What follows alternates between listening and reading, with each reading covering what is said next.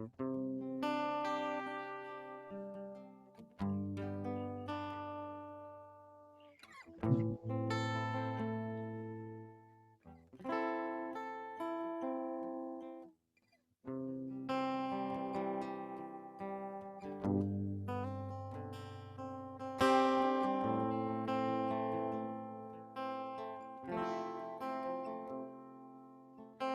à tous, bonjour à tous, bienvenue.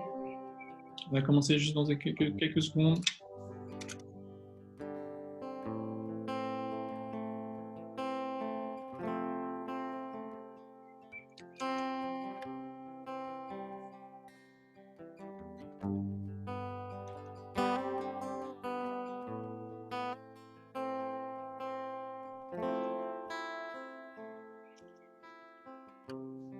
Voilà, il est 17 heures.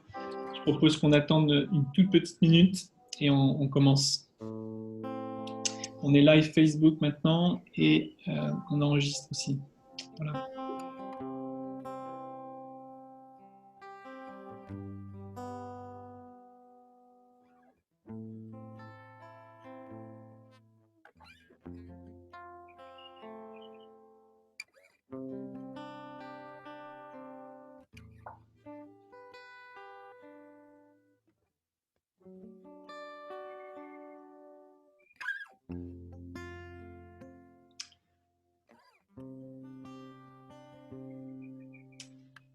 Ok, alors on va commencer.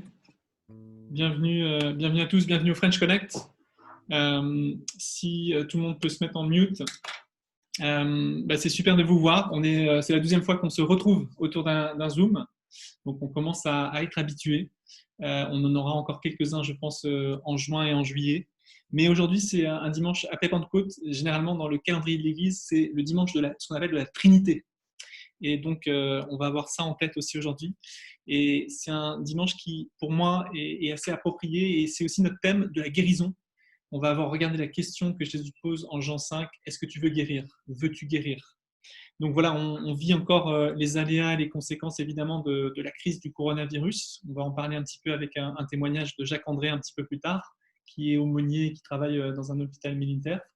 Mais aussi, on vit les secousses d'une nouvelle réplique, d'un nouveau tremblement de terre, on va dire, dans nos sociétés, autour de l'assassinat de George Floyd, et ô combien on a besoin de guérison aussi dans ce domaine-là de réconciliation. Et c'est approprié parce que le Dieu trinitaire, le Dieu des chrétiens, Père, Fils, Saint-Esprit, c'est une communion d'amour, c'est une unité dans la diversité. Le Père aime le Fils aime le Père de toute éternité, ça a toujours été comme ça. Et leur lien d'amour, c'est évidemment l'Esprit Saint qu'on a accueilli la semaine dernière, qui déverse l'Esprit Saint, l'amour de Dieu le Père dans nos cœurs. Donc Dieu est amour, Dieu est lumière, Dieu est quelque part, c'est une illustration évidemment, mais une danse éternelle entre le Père, le Fils et l'Esprit Saint. Et le Père a envoyé le Fils, et le Fils a envoyé l'Esprit Saint avec le Père. On l'a fêté la semaine dernière. Et l'Esprit Saint nous envoie. Il nous envoie en mission. Et chacun d'entre nous, là où on est, Église dispersée, Église en mission. Et donc, on a encore quelque chose à recevoir aujourd'hui pour être agent de réconciliation, agent de son amour dans un monde, comme on l'a dit, qui est malheureusement encore traversé par le mal, effectivement. Et donc voilà, Jésus va nous parler ce soir, il va nous demander, est-ce que tu veux guérir? Veux-tu guérir? C'est le thème qui va traverser aussi ce service, qui peut nous toucher individuellement, personnellement. Est-ce qu'on veut guérir? Est-ce qu'on veut guérir de toutes ces choses qui sont dans notre cœur? Peut-être qu'il y a des choses qui nous ont interpellés cette semaine, en lien avec cette résurgence du racisme. Est-ce qu'il y a d'autres choses dans nos vies? Est-ce que c'est une maladie mentale? Est-ce que c'est une guérison physique qu'on attend? Mais on verra ça à travers le service. On aura aussi donc la participation de Jacques André, le témoignage de Jacques André, qui se présentera à nous. Je ne le présente pas plus pour l'instant. Et Andy, qui va nous partager évidemment le message de la parole de Dieu tout à l'heure. Voilà, donc on va commencer par quelques paroles d'exhortation qui vont s'afficher. Si vous voulez les prendre avec moi, soyez les bienvenus. Donc il y aura 2 slides. Le premier, on connaît, on commence à connaître maintenant. Et il dit ceci: Viens, Saint-Esprit, et fais jaillir l'éclat de ta splendeur. Fais-nous connaître le Père, révèle-nous le Fils. Viens, Saint-Esprit, et remplis de la grâce d'en haut les cœurs de tes fidèles. Et ici, j'ai mis quelques paroles d'exhortation, de réconfort qu'on trouve dans la Bible. Ce sont que des paroles de la Bible, dans les psaumes et dans les évangiles et dans le livre aux Hébreux, mais on peut aussi les lire et les saisir comme une promesse pour notre temps ensemble, pendant cette heure-ci. Comme languit une biche après les eaux vives, ainsi languit mon âme vers toi, mon Dieu. Mon âme a soif du Dieu vivant. Fais de l'Éternel tes délices et il t'accordera plus que les désirs de ton cœur. Dieu est esprit, et il faut que ceux qui l'adorent en esprit et en vérité. Avançons-nous avec assurance vers le trône de la grâce, afin d'obtenir miséricorde et de trouver grâce pour une aide opportune. Je propose de continuer avec ce premier chant. Gilbert, tu es sur mute.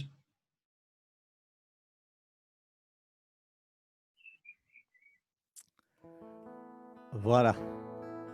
J'espère que vous m'entendez tous, je pense que oui. Tous ont besoin d'être aimés, d'un amour sans limite, que ta grâce coule sur moi. Tous ont besoin de pardon, de la bonté d'un sauveur. Et comme vous avez tous, tout comme moi, vécu cette semaine avec plein d'actualités autour de ce sujet du racisme, eh bien ce chant commence justement par, je pense que la solution, elle est là. On a tous besoin d'être aimés d'un amour sans limite. Et c'est que Dieu qui peut nous remplir de cet amour-là. Tous ont besoin de pardon, de la bonté d'un sauveur.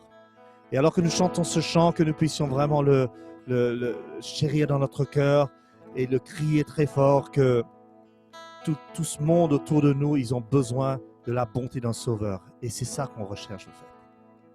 Et Jésus est venu pour nous.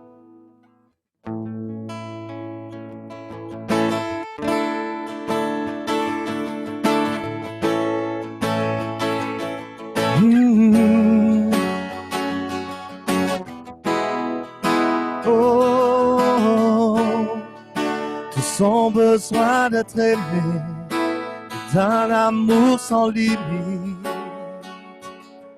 que ta grâce coule en moi. Tous ont besoin de pardon, de la bonté d'un sauveur. Tu es l'espoir des nations. Chantons-le. Sauveur, il déplace les montagnes. Mon Dieu sauve avec puissance. Il sauve avec puissance. Pour toujours, créateur du salut. Jésus a vaincu la mort. Il a vaincu la mort.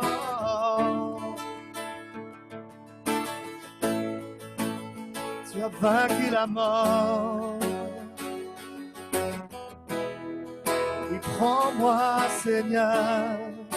Oh, prends-moi tel que je suis, mes peurs et mes échecs. Oh, viens remplir ma vie. Je donne ma vie pour te suivre. Donne tout ce que je crois. Et je me soumets. Alléluia.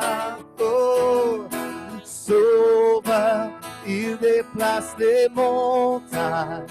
Mon Dieu sauve avec puissance. Il sauve avec puissance. Pour toujours, créateur du salut. Jésus a vaincu la mort, il a vaincu, chantons encore une fois, Sauveur. Sauveur, il déplace les montagnes, mon Dieu sauve avec puissance, il sauve avec puissance, pour toujours, créateur du salut. Jésus a vaincu la mort. Il a vaincu la mort.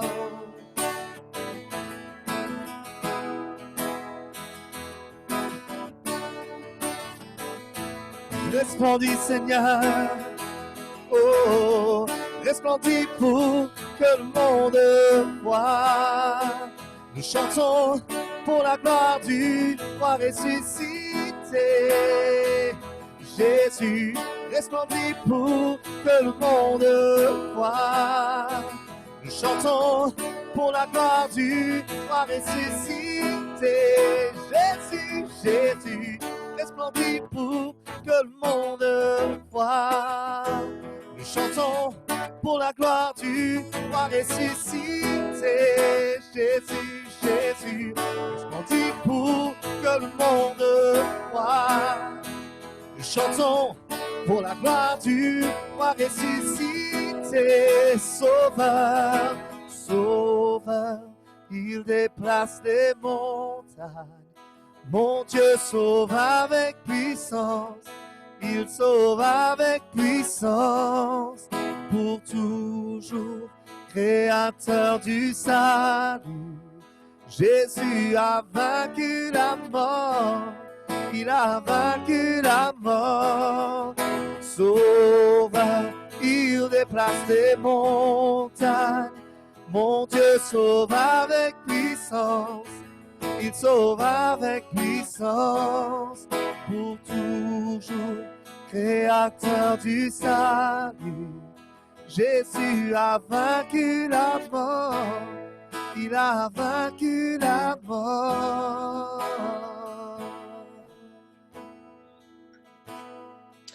Seigneur, merci parce que tu as vaincu la mort, Seigneur. Merci parce que tu viens nous remplir de ta présence, de ton esprit, de ton amour, Seigneur. Et on prie, viens, Saint-Esprit, Seigneur. Quelqu'un a reçu avant le service ce verset de l'évangile de Matthieu qui dit « Venez auprès de moi », et c'est Jésus qui parle, « vous tous qui portez des charges très lourdes et qui êtes fatigués, et moi je vous donnerai le repos. » Amen, Seigneur.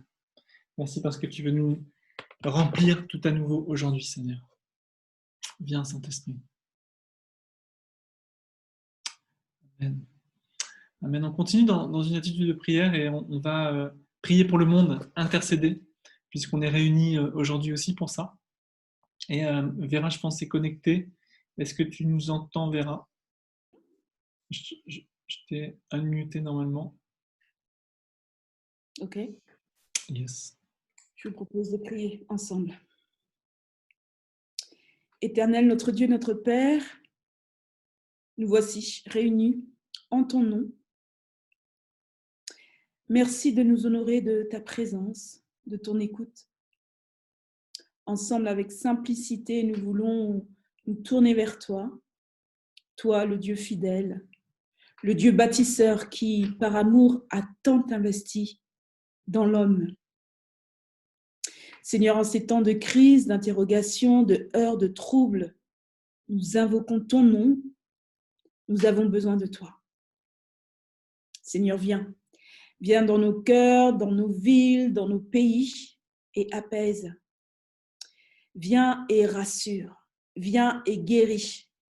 Viens et bâtis ou rebâtis. Viens et sauve. Sans doute dans les temps de troubles,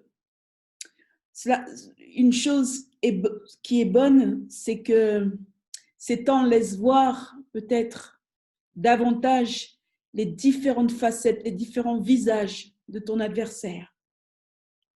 Seigneur, aide-nous à l'identifier, aide-nous à le combattre, aide-nous à le vaincre par ta puissance. Toi qui es Dieu de relations, si soucieux de la qualité des relations personnelles que tu veux établir, consolider, honorer, nous t'appelons au secours de nos relations éternelles. Là aussi, là encore, sauve avec puissance. Pardon pour tout ce qui a été brisé, pardon pour tout ce que l'on accepte comme motif de division, pardon pour toutes les catégories, les étiquettes que l'on brandit pour séparer et créer un ordre qui n'est pas de toi. Pardon pour tous les prétextes à l'expression de l'indifférence, du mépris, de la colère ou de la haine. Pardon pour nos regards qui jugent, condamnent et parfois même qui tuent. Tu nous rappelles que tu mets devant nous la mort et la vie, en nous recommandant de choisir la vie. Pardon, Seigneur, pour tous nos mauvais choix.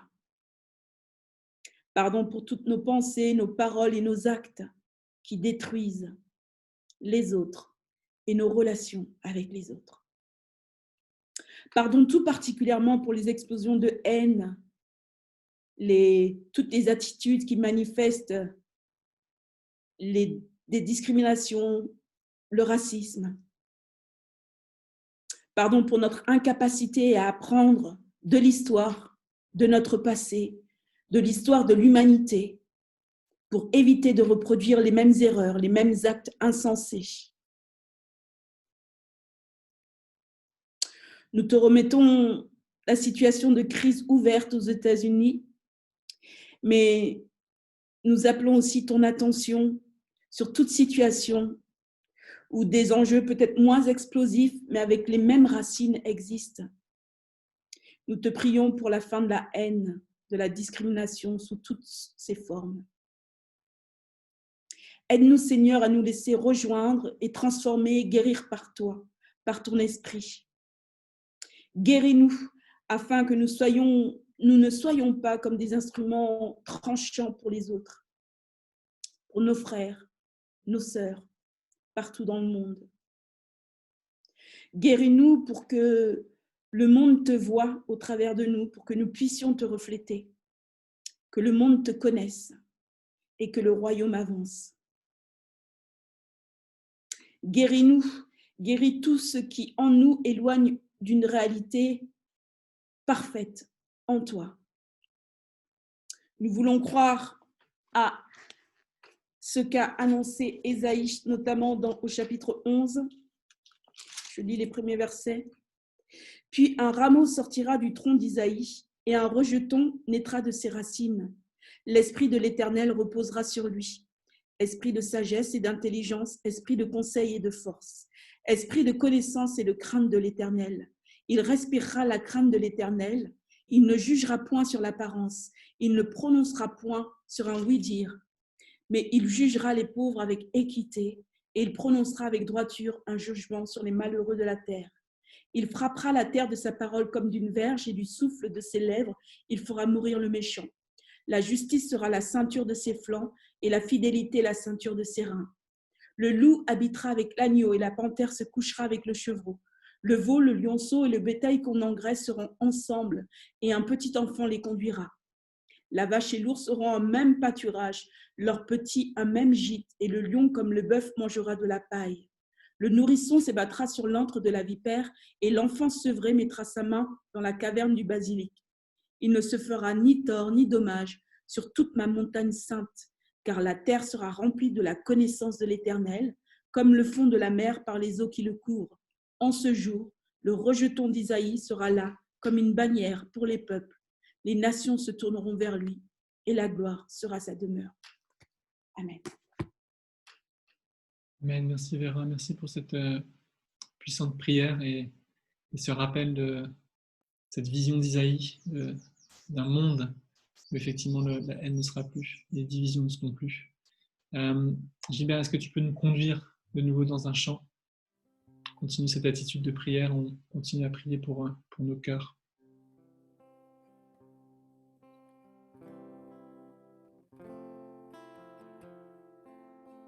Nous avons tous besoin de guérison.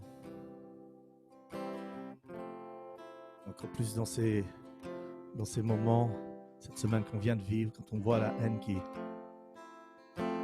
se manifeste. Et vous savez quoi? C'est que Dieu qui peut nous guérir. Et il le fait encore maintenant.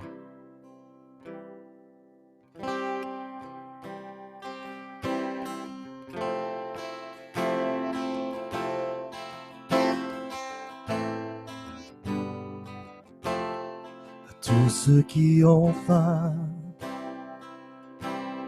à ceux dans le besoin, à ceux dans le chagrin,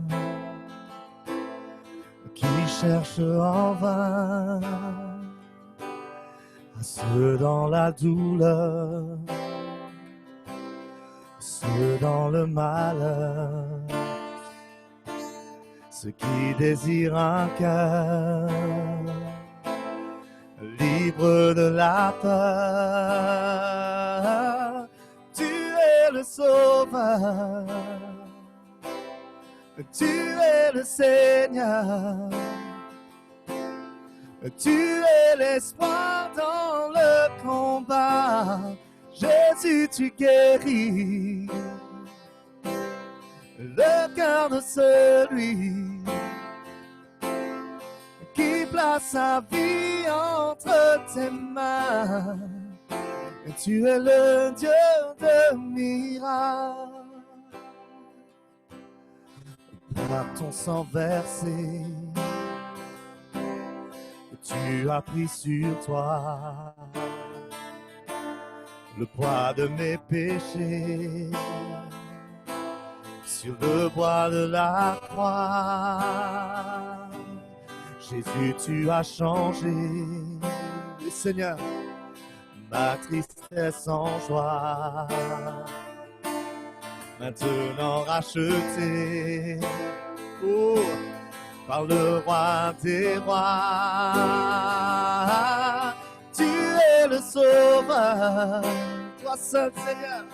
Tu es le Seigneur, tu es l'espoir dans le combat. Jésus, tu guéris, oh oui, le cœur de celui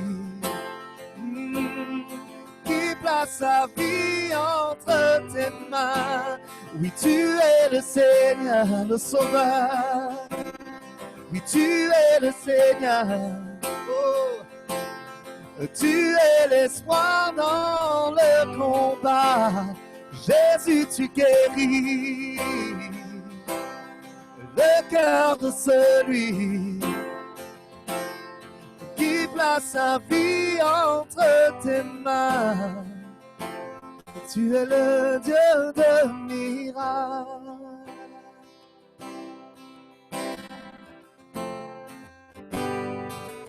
Ce dont j'ai besoin est entre tes mains, Seigneur.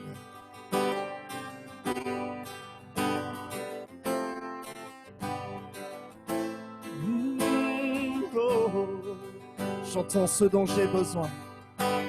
Ce dont j'ai besoin est entre tes mains. Est entre tes mains. Chantons-le encore. Ce dont j'ai besoin. Ce dont j'ai besoin est entre tes mains. Est entre tes mains. Chantons encore ce dont j'ai besoin. Ce dont j'ai besoin est entre tes mains. Oui, tu es le Sauveur.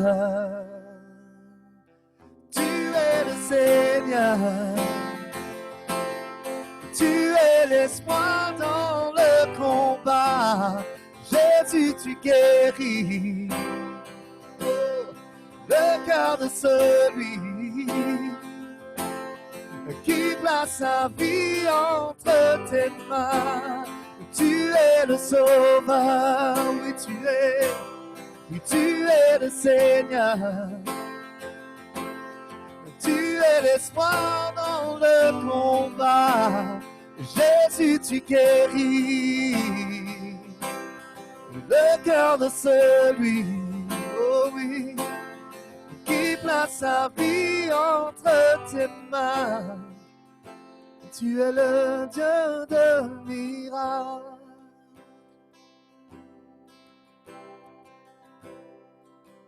Tu es le Dieu de miracles.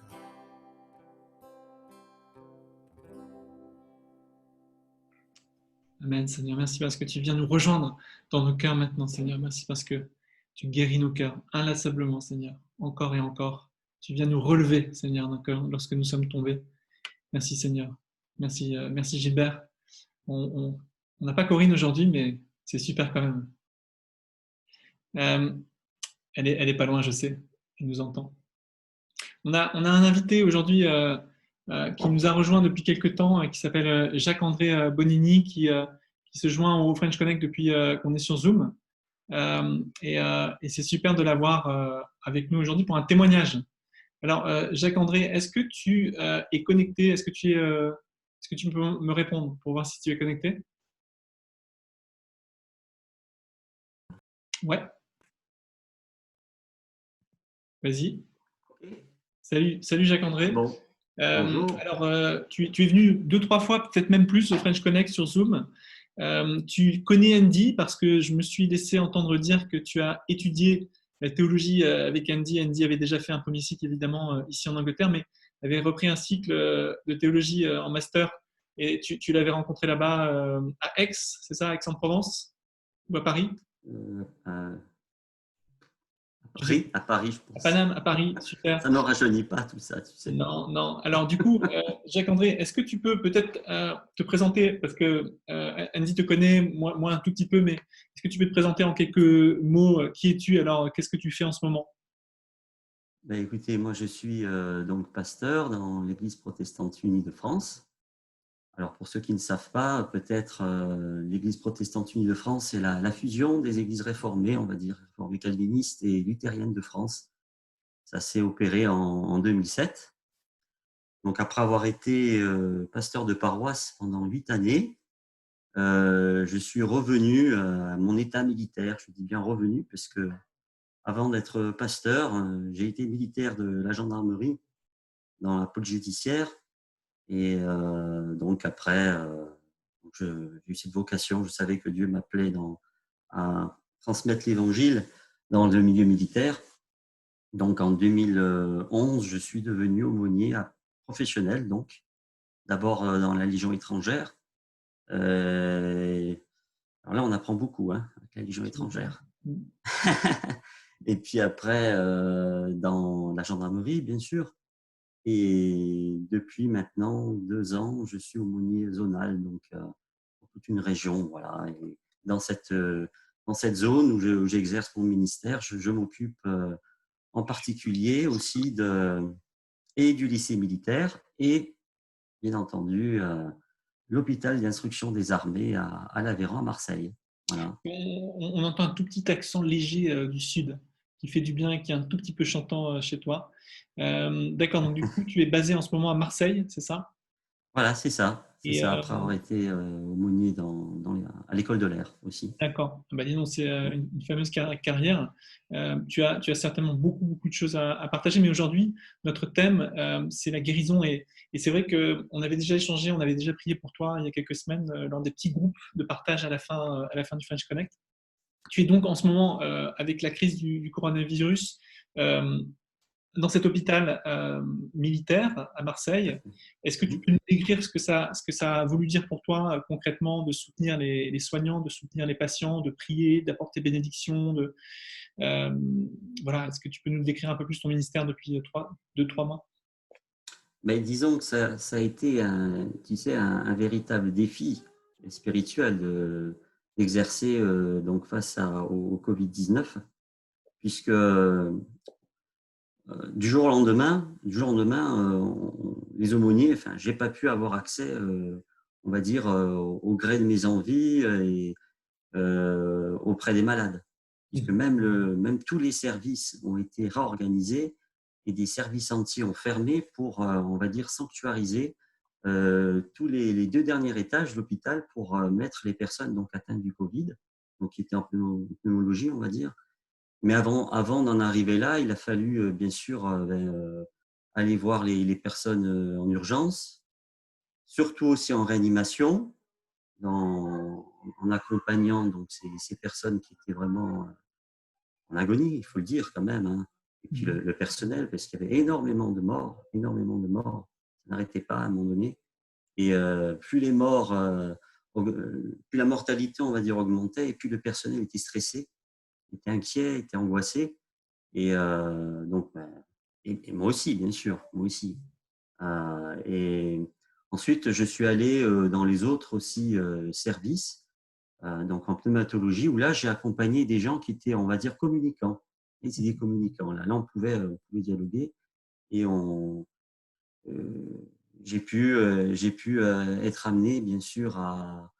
Alors, c'était compliqué. On ne pouvait pas amener de Bible, on ne pouvait pas amener même sur des iPads. Enfin, on ne pouvait rien introduire dans les chambres. Rien du tout. Rien du tout.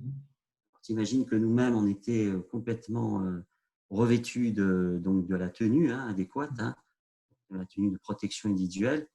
Et donc, je priais parce que je me retrouvais en train de revêtir cette tenue dans un sas. Et il y avait un avant et un après. Voilà, je basculais dans un autre monde en allant voir ces gens, ces personnes âgées, la plupart. Mais enfin, il y avait quelques personnes qui avaient la cinquantaine aussi.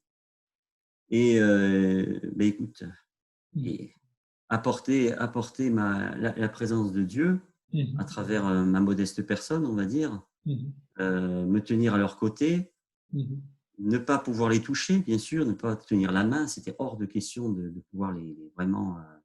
Et puis alors, quand la mort frappait, malheureusement, quand la mort frappait, donc là, c'était très, très rapide, assez traumatisant, puisque la personne était mise immédiatement sans toilette mortuaire, sans rien du tout, dans un sac noir. On faisait passer un sac en plastique. Elle était mise immédiatement dans ce sac. Elle partait directement à la morgue. Et dans les 3 ou 4 heures suivantes, il fallait faire donc le service funèbre. Donc un service funèbre avec 5 personnes d'abord, puis 20 personnes autorisées de la famille qui ne pouvaient pas voir la personne décédée. Donc ça veut dire qu'il y aura des traumatismes, parce que les personnes endeuillées ont du mal, beaucoup de mal à faire ce travail de deuil. Et donc, je sais qu'on aura des demandes, enfin, j'aurai des demandes de services d'action de grâce, donc à la rentrée sûrement, puisque là, le Covid, quand même, dans la région marseillaise, disparaît. Bon, il est là, mais il est moins virulent. Donc, ouais, c'est un témoignage. Nous, on veut te remercier parce que par ta présence, tu as amené le Christ là auprès de ces soignants, auprès de ces patients, personnes qui mouraient, et tu as pu prier avec eux. Est-ce que oui, tu as beaucoup prié, pour toi-même, j'imagine, oui, j'ai prié pour moi-même, j'ai prié pour pas que j'attrape ce Covid, et puis de ne pas être un agent de transmission, de contagion pour ma famille aussi. Donc ça aussi, ça a quand même, ça inquiétait quand même mon épouse, mes enfants. Donc je respectais le protocole quand je rentrais chez moi. Donc c'était, voilà, il fallait suivre vraiment à la lettre. Mais après, oui, j'ai pu prier avec des personnes. Il y a des personnes aussi qui ont prié, qui se sont même rapprochées de Dieu. Même certaines même sont décédées, mais on a pu prier. Et cette épreuve a vraiment, en tout cas, pour certaines, elles l'ont dit, ça les a réconciliées avec Dieu. Il y a un grand-père qui m'a dit, 92 ans, « Ah, mais je croyais que Dieu était en colère contre moi. » Et bon, voilà, il s'est réconcilié. Il pensait que… Bon, tu sais, dans ces moments-là, on apprend beaucoup. Moi, j'ai beaucoup appris, tu sais, comme aumônier.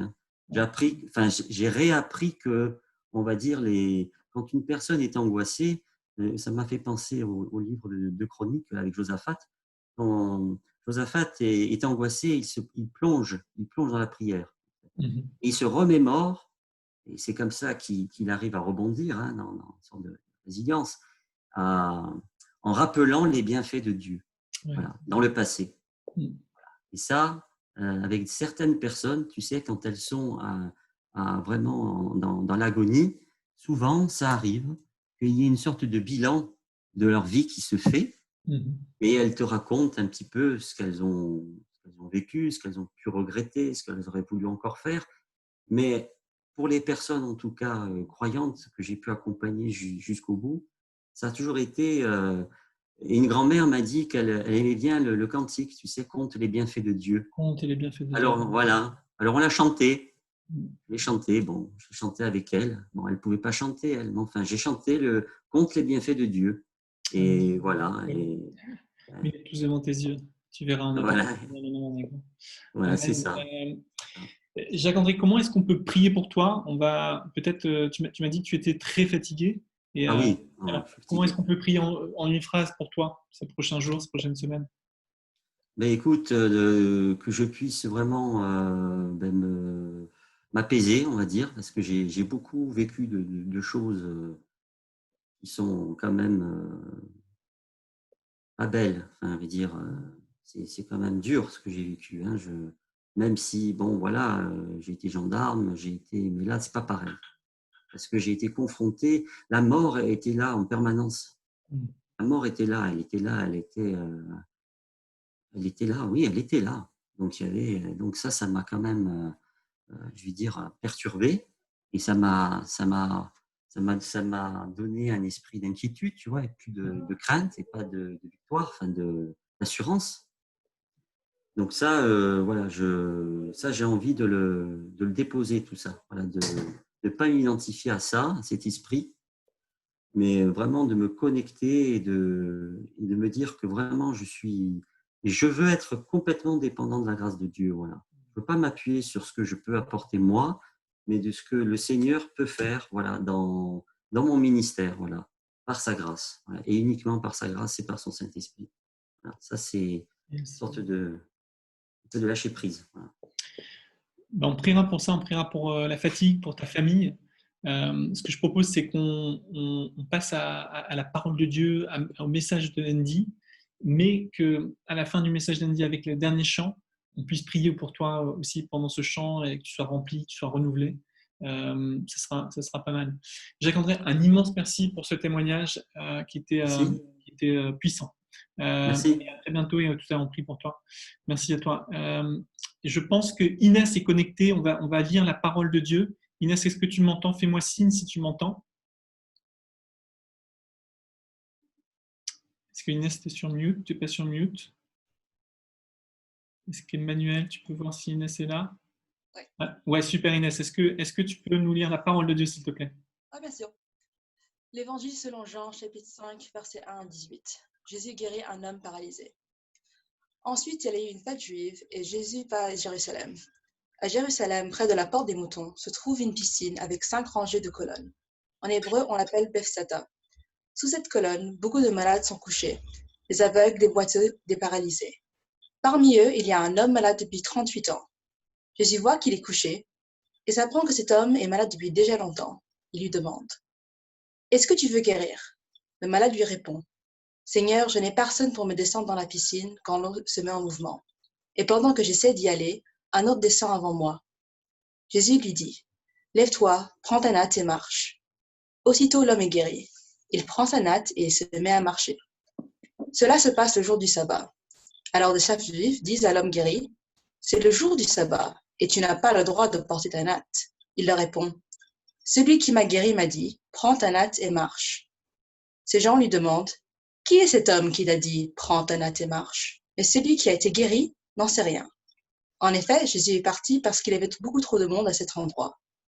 Plus tard, Jésus le rencontre dans le temple et lui dit: Maintenant tu es guéri, ne commets plus de péché, sinon il t'arrivera quelque chose de plus grave. L'homme va dire au chef juif: C'est Jésus qui m'a guéri. Alors il cherche à faire du mal à Jésus, parce qu'il a guéri quelqu'un le jour du sabbat. Mais Jésus leur dit: Mon Père travaille depuis toujours, et moi aussi je travaille.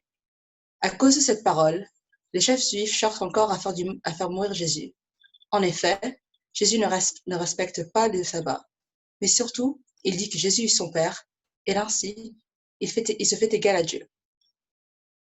Alors, Seigneur, merci Inès pour cette lecture. Merci Inès.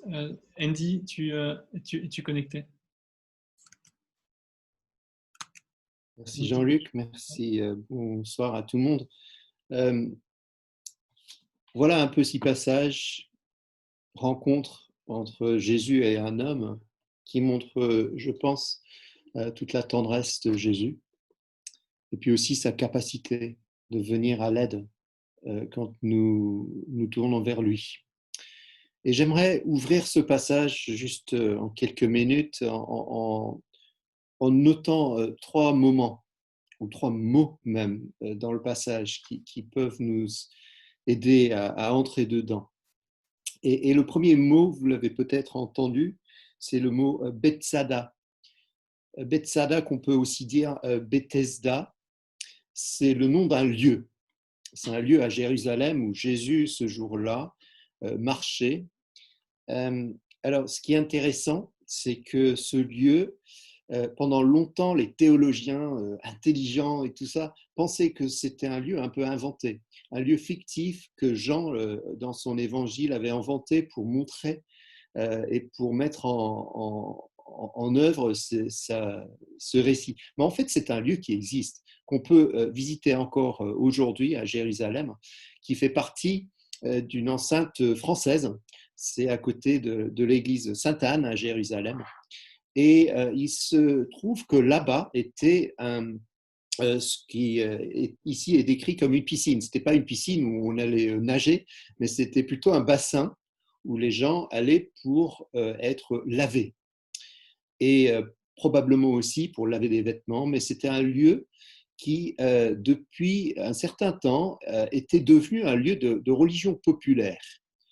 Parce qu'il y avait énormément d'idées autour de ce lieu qui n'étaient pas tout à fait dans les normes juives.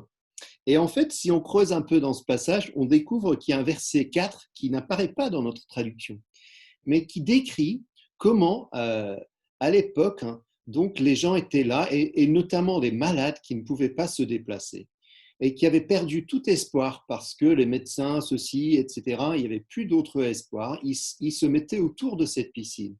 Et la tradition faisait que, de temps en temps, un ange descendait du ciel pour remuer les eaux. Et pendant que les eaux étaient remuées, et il fallait que le premier malade que tous les malades essaient d'arriver vers les eaux, et le premier à y arriver serait guéri. C'était un peu la superstition, si vous voulez.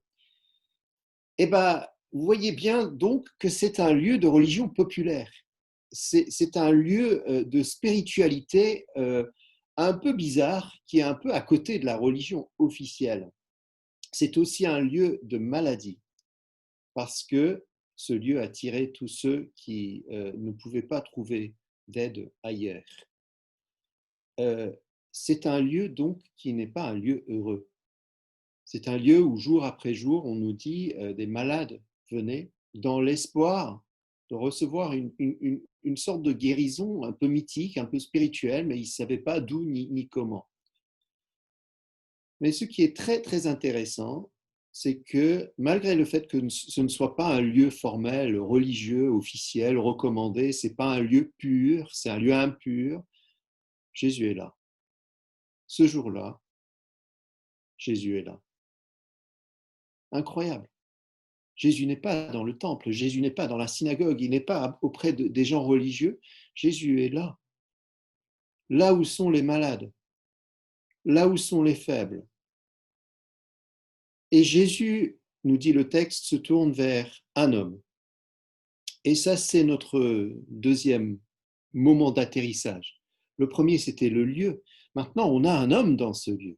Parce que ce n'est pas juste un lieu, c'est un lieu avec un homme. Alors, on ne connaît pas son nom, mais on connaît un détail sur sa vie qui est vraiment, vraiment important. Le détail, c'est que depuis 38 ans, il est malade. Alors, ça veut dire pas toute sa vie, parce que s'il avait été malade toute sa vie, ils auraient dit depuis sa naissance. Du coup, quelque chose lui est arrivé. À un moment donné, un drame. À un moment donné, une tragédie. Qu'est-ce qui lui est arrivé? Est-ce qu'il est tombé? En tout cas, il a une forme de paralysie ici. Il ne peut pas se déplacer. Et depuis 38 ans, cet homme qui a connu la bonne santé se trouve condamné. Il est là, il est exclu. En fait, la piscine, ce lieu, ce bassin se trouve très proche du temple. Si vous visitez Jérusalem, vous verrez, les deux sont juste à côté. Et pourtant, c'est tellement loin parce que c'est un lieu ici d'exclusion. Cet homme, c'est un exclu. Cet homme, c'est un marginal. Cet homme, c'est une victime d'exclusion, c'est une victime de discrimination, on pourrait peut-être dire aujourd'hui. C'est un homme qui est une victime d'un système qui n'a pas de place pour lui. Et depuis 38 ans, il est là, jour après jour, à espérer quelque chose. Alors, on ne sait pas ce qu'il a dans le cœur. Est-ce qu'il y a une rage, comme on a vu un peu ces derniers temps, un peu caché dans son cœur? Est-ce qu'il y a juste un sentiment de voilà, il n'a plus d'espoir? On ne sait pas. Mais ce qu'on sait, c'est qu'il est là et que Jésus est là. Et qu'à partir de ce moment-là où Jésus est là, et lui, l'homme, et Jésus, tout d'un coup, va vers lui. Et c'est un moment complètement inouï parce que cet homme, il a l'habitude de ne pas être vu. Il a l'habitude de faire partie de la foule. Et pourtant, ce jour-là, le rabbi, Jésus, s'arrête devant lui et le voit dans ses yeux et un moment de rencontre. Nous avons donc un lieu insalubre, mais Jésus est là. Nous avons un homme désespéré, mais lui, il est là. Et il semble dans ce passage que ça, c'est tout ce qui est nécessaire. Jésus est l'homme. Malgré ses détresses, malgré son exclusion, malgré le fait que les autres ne s'intéressent absolument pas à lui, Jésus est là. Et voilà, on a un troisième moment dans ce passage qui est un moment absolument magnifique. On a un lieu, on a un homme, mais on a aussi une question. Une question. Et cette question, elle est peut-être un peu évidente.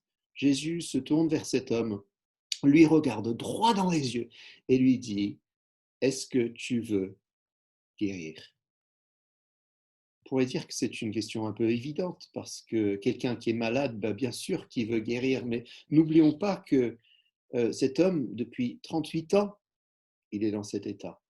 Depuis 38 ans, il va, et évidemment, il veut guérir, sinon il ne serait pas là. Mais en même temps, si on creuse un peu, 38 ans, ça fait peut-être la majorité de sa vie. Est-ce que réellement, il est prêt à lâcher cette identité-là? Parce qu'être guéri, ça voudrait dire repartir à zéro, ça voudrait dire se laisser changer, peut-être avoir une partie de son identité, une partie blessée bien sûr, mais une partie néanmoins enlevée par ce Jésus. Mais en fait, Jésus ne s'arrête même pas là. Jésus, avec sa question, va encore plus loin parce que je crois que Jésus voit dans les profondeurs de l'âme et du cœur de cet homme. Et il sait que malgré la mixité, malgré le mélange, malgré la confusion, est-ce que je veux guérir, est-ce que je ne le veux pas, comment je vais... Au plus profond de lui-même, cet homme veut être bien. C'est pour ça qu'il est dans ce lieu. Il veut être bien. Il veut que quelque chose se passe. Et voilà que Jésus lui pose une question. Est-ce que tu veux guérir? Je me dis que Jésus a sans doute aussi posé cette question parce qu'il voulait donner à l'homme une dignité incroyable. Il veut impliquer l'homme. Il ne va pas juste dire à l'homme, sois guéri. Il demande à l'homme de s'impliquer dans le processus. Est-ce que tu veux être guéri? Du coup, peut-être pour la première fois, quelqu'un s'intéresse à son opinion. Ah bon? Ce que moi je crois, Jésus s'intéresse à moi? Et l'homme, il ne peut pas sortir de sa mentalité, il va se plaindre, il va dire, ça ne marche jamais, il y a toujours les autres qui vont avec moi, ça n'arrivera jamais à moi. Et Jésus, qui voit beaucoup, beaucoup plus profond, et je pense qu'il aime cet homme, qui s'intéresse à cet homme et qui voit l'homme qu'il peut devenir, Jésus reste là. Et c'est l'intérêt de Jésus pour l'homme lui-même. Vraiment l'homme dans son cœur est souligné dans le texte parce que je ne sais pas si vous l'avez noté, mais tout de suite après la guérison de cet homme, où Jésus dit « Prends ta natte, lève-toi et marche », et la guérison se fait, qu'est-ce qui se passe autour? Il y a une controverse, mais on ne peut plus absurde. Une controverse entre les chefs religieux qui regardent Jésus et l'homme guéri. L'homme, il est là, tout d'un coup, c'est un homme nouveau. Et les chefs, est-ce qu'ils se réjouissent? Est-ce qu'ils sont capables de dire c'est incroyable? Mais non. Leur problème, et on le découvre juste au milieu du passage, c'est que c'est le jour du sabbat. Et donc l'homme, eh ben, il n'a pas le droit de porter sa natte. Il n'a pas le droit d'être guéri. Parce que pour les religieux, ce qui compte, c'est la loi. Alors que pour Jésus, ce qui compte, c'est le cœur. Jésus, eh ben, il s'intéresse vraiment à l'homme. Les hommes religieux, c'est juste un objet qu'ils voient devant eux. Voyez, Jésus ne veut pas que cet homme soit un objet, il veut que l'homme soit un sujet. Il veut que l'homme se mette debout, qu'il découvre qu'il est aimé de Dieu, qu'il découvre qu'il est fils de Dieu, qu'il est un enfant de Dieu, qu'il a un avenir devant lui. Les religieux ne s'intéressent pas du tout à ça. Ils s'intéressent à la lettre de la loi. Et le texte est très intéressant à ce point-là, parce que qu'est-ce qui se passe? Eh bien, Jésus va se détourner des gens religieux. Il ne va pas rester sur leur terrain. Ça ne l'intéresse pas. Jésus, face à tout ça, face à ces critiques, il s'en va. Il s'en va. Il ne dispute pas, il s'en va. Et où est-ce qu'il va? Il va aller chercher cet homme et il va le retrouver. Et là encore, ayant retrouvé cet homme, il va creuser encore en lui disant, écoute, tu as été guéri physiquement, maintenant sois guéri dans ton intérieur. Sois changé, reçois la vie de Dieu. Alors, ce qui est remarquable pour moi dans tout ça, dans ce récit de rencontre inhabituelle entre Jésus et cet homme, c'est que d'abord Jésus était là, Jésus s'intéressait à lui, mais aussi que l'homme était là. Avec toutes ses imperfections, cet homme, il cherchait quelque chose. Vous savez, aujourd'hui, on cherche beaucoup des formes de spiritualité, on cherche beaucoup des signes d'espoir. Quand on est entouré de tout ce qui se passe dans notre monde, quand on voit la mort de près, on cherche. Et peut-être nos recherches sont peut-être dans des lieux inhabituels, peut-être des lieux qui ne sont même pas religieux. Eh bien, moi, je pense que ce passage nous dit que Jésus, il est prêt même à nous rencontrer sur ce terrain-là, là où nous sommes, avec nos recherches, même nos recherches un peu bizarres. Et même quand on ne sait pas ce qu'on cherche. Mais après, Jésus veut nous impliquer. Il veut nous poser cette question, est-ce que nous voulons guérir? Est-ce que nous sommes prêts à être surpris? Peut-être que nous pensons que notre problème est ici et en réalité, pour Jésus, le problème est ailleurs. Et il va mettre le doigt sur ce problème. Et petit à petit, il veut nous rendre notre humanité, il veut nous rendre notre santé dans tous les sens du mot. En hébreu, le mot pour guérir et le mot pour sauver, c'est le même mot. Peut-être que Jésus, ce jour-là, a sauvé cet homme. Il l'a guéri physiquement, mais il l'a guéri aussi intérieurement, parce que l'homme est transformé. La première chose qu'il fait, eh ben, c'est qu'il parle de Jésus. C'est Jésus, c'est cet homme qui m'a guéri. Et voilà un fruit de l'action de Dieu. Eh bien, mes amis, voilà un texte, un petit récit qui nous rejoint aujourd'hui. Nous sommes bouleversés par tout ce qui se passe autour de nous. Et peut-être au fond de nous-mêmes, nous savons que nous avons besoin de l'aide de Dieu. Nous avons besoin d'être guéris physiquement peut-être guéris dans nos pensées. Parce que nous avons vu cette semaine peut-être des choses dans nos têtes qui n'étaient pas dignes de nous ni de Dieu. Ou peut-être que nous avons à cœur de prier que le monde que Dieu aime soit guéri. Eh bien, le Seigneur veut nous impliquer dans son action. Et peut-être que la première chose à faire, c'est de nous tourner vers lui dans la prière pour dire, oui Seigneur, nous voulons être guéris. Nous voulons être là où tu es, même dans des lieux inhabituels. Nous voulons que cette guérison vienne profondément en nous, pas juste physiquement, mais tout notre être, pour que nous soyons nous transformés et qu'à travers nos actions, nos pensées, nos prières, nous puissions être des agents de transformation pour bénir et guérir et sauver un monde qui aujourd'hui est en détresse. et a besoin de Jésus, même s'il ne le sait pas encore. Un lieu, un homme, une question, et Jésus guérit. Et peut-être qu'il peut agir, peut-être qu'il veut agir pour nous aussi. Amen. Amen, Seigneur. On va répondre à ce message puissant, encore une fois, d'Andy et ce passage de l'évangile de Jean par une chanson. Je vous propose peut-être de prendre avec nous justement les questions qu'on a, les guérisons qu'on attend, ou l'espoir qu'on a pour ce monde, et de chanter le nom de Jésus. On va chanter ce chant qui parle de la puissance du nom de Jésus devant toute puissance et devant la puissance de l'ennemi aussi. Et après, on fera une petite prière, je conclurai une prière, on priera aussi pour Jacques-André.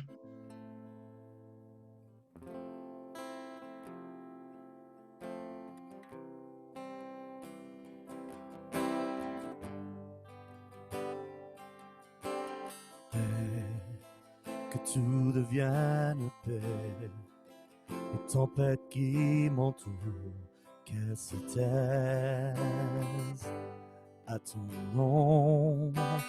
Calme, appelle la mer au calme, la rage en moi au calme, chaque vague à ton nom.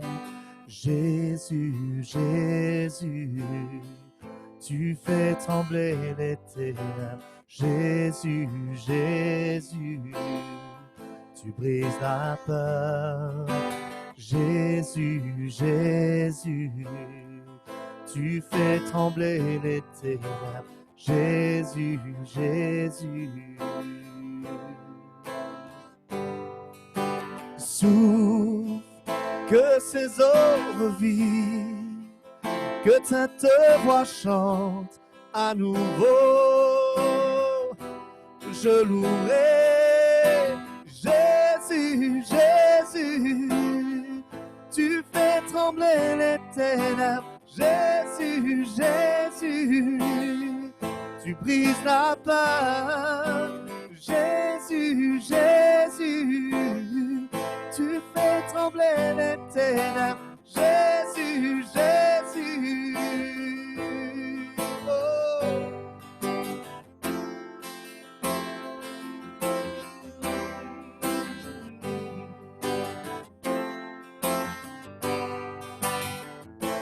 Chantons ton nom, une lumière que les ondes ne peuvent nier.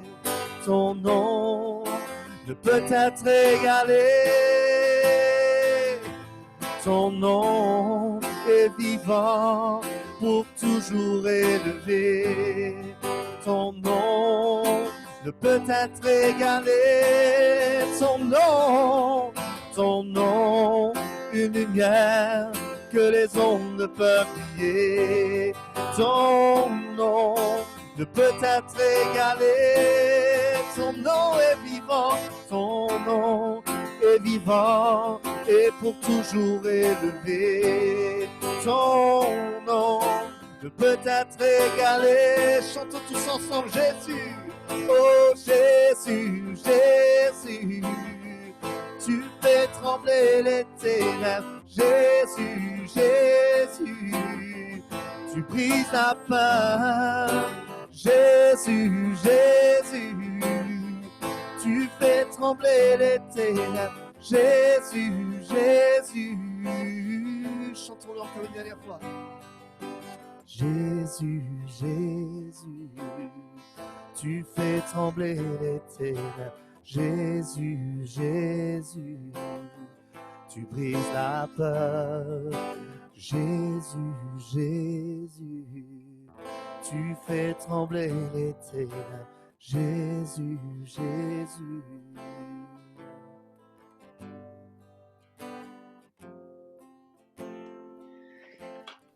Père éternel, merci parce que tu es vivant, Seigneur Jésus. Merci, Trinité divine, Père, Fils, Saint-Esprit. Maintenant, Seigneur, tu te révèles à nous, Seigneur. Par ta puissance de résurrection, Seigneur, tu touches nos cœurs. Tu guéris ces endroits qui ont besoin d'être guéris dans nos vies, Seigneur. Seigneur, je te prie qu'on puisse se tourner vers toi, qu'on puisse recevoir, Seigneur, ce regard d'amour de toi, Seigneur. Ces mots qui nous impliquent. Veux-tu être guéri? Qui parlent à notre volonté, Seigneur. Oui, Seigneur, on veut être guéri, on veut être debout, nous lever, Seigneur, pour être agent de changement dans ce monde qui en a tant besoin, Seigneur. Seigneur, je te prie pour Jacques-André, Seigneur, renouvelle-le, Seigneur. Aujourd'hui, cette semaine, jour après jour, Seigneur, lui et sa famille. Merci pour cette mission que tu lui as confiée, Seigneur. Merci pour sa vie. Protège-le, Seigneur. Qu'il puisse appeler à ce nom, Jésus, qui fait trembler de peur les ténèbres, Seigneur. Père, viens nous guérir, continue à nous convertir, à nous changer, Seigneur, à nous purifier, à nous sauver. Loué sois-tu, Jésus. Merci, Seigneur. Amen. Amen. Merci, Gilbert. Merci Andy. Si vous voulez recevoir la prière, il y aura tout à l'heure dans les groupes de partage possibilité de prier les uns pour les autres, en particulier peut-être pour des choses physiques, des choses psychologiques, des choses spirituelles. N'hésitez pas à rester. On a dit tout à l'heure ce verset que le Seigneur veut nous donner du repos dans Matthieu 11, qui avait été reçu par Rosemary tout à l'heure avant le service. On prie toujours un petit groupe, c'est pas un secret, mais avant un temps comme celui-ci, on se réunit toujours un quart d'heure avant, on prie. Et il y a ce thème du repos que le Seigneur veut nous donner.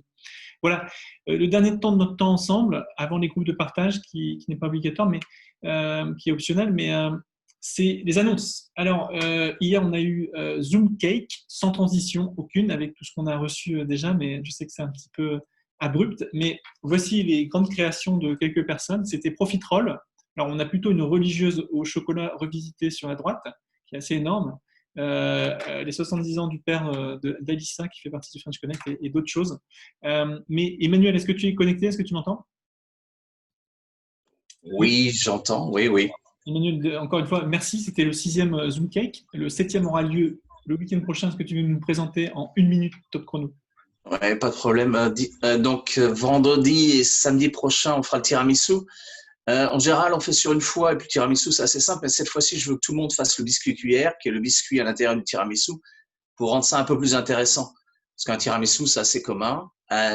Donc, je veux montrer à tout le monde comment faire un biscuit, Puis c'est un biscuit en plus que vous pouvez utiliser pour beaucoup d'autres desserts, autres que le tiramisu. Donc, c'est vendredi 12 juin de 18h à 19h pour les préparations et samedi 13 de 10h30 à 11h30. Yes. Et voilà, et puis j'espère que tout le monde s'amusera. Yes, comme d'habitude, on est toujours entre 6, 8 et 12, 14. C'est un moment agréable. Il y a des gens qui se connectent de Belgique, de France et bien sûr de Londres. Mais Emmanuel, encore une fois, un grand merci. Toi qui es chef pâtissier, je peux le dire, au Hilton Park Lane. Autre annonce. Alors évidemment, l'offrande, les amis, je parlais la semaine dernière, le coût de la bénédiction France qu'on a pris en charge, 1000 euros, 1000 pounds. Plutôt 1000 euros qui font 800 pounds, pardon. Mais voilà, n'hésitez pas à donner. L'Église a besoin de votre soutien.